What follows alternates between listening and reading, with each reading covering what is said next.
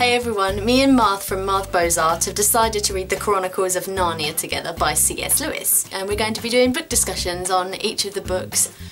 The first one is The Magician's Nephew. Now this story revolves around the main characters, Polly and Diggory, who are next door neighbours, and over the summer they've started hanging out more and becoming the best of friends, even though they come from two totally different backgrounds. Diggory has a really strange and quirky uncle. He likes to think of himself as a magician. He has created these rings in which he can transport people into different worlds, but he has never actually tried it himself as he's too afraid that he won't be able to get back. So he uses Polly and Diggory as an experiment, and they touch these rings and find themselves taken into these different worlds, and eventually they stumble upon Narnia.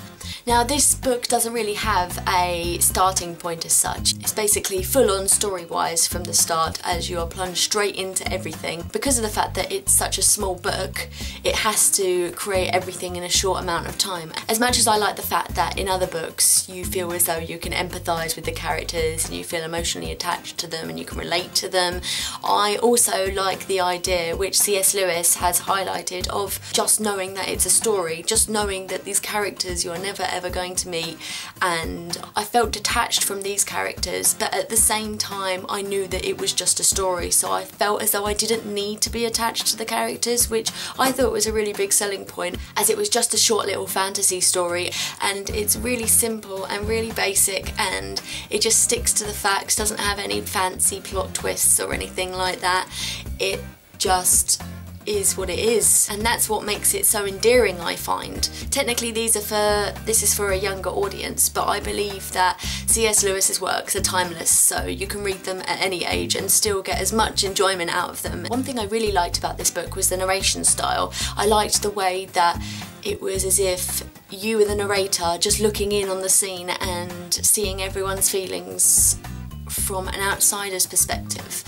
And as I was saying before, as if it was literally just a story, you started to see from different people's points of views, and some of those characters were actually irrelevant, but the comments that they were making were relevant to do with the story. For example, you had some of the maids in Polly's house, they had their thoughts expressed through the narration, and I just thought that C.S. Lewis's writing was really wonderful in that aspect. He put in a lot of dramatic irony in the way that it hinted at what was to come in other books, and because of the fact that I already know the story of The Lion, the Witch and the Wardrobe, which is the next book, I could see how it linked to this book. I absolutely adore books that link to other books, or you can see the link or where it's going to be going. Sometimes you get that through rereads, and because to be honest this is the third time of me reading this book, and I believe that you can only get the dramatic irony on when you've read the second book and when you've read this again, because it makes it slightly more obvious. Overall, I thoroughly enjoyed this book, and it was a short read, so I got through it quite quickly, which is always a plus, and I believe that the shortness of the book didn't detract away from the greatness of the book.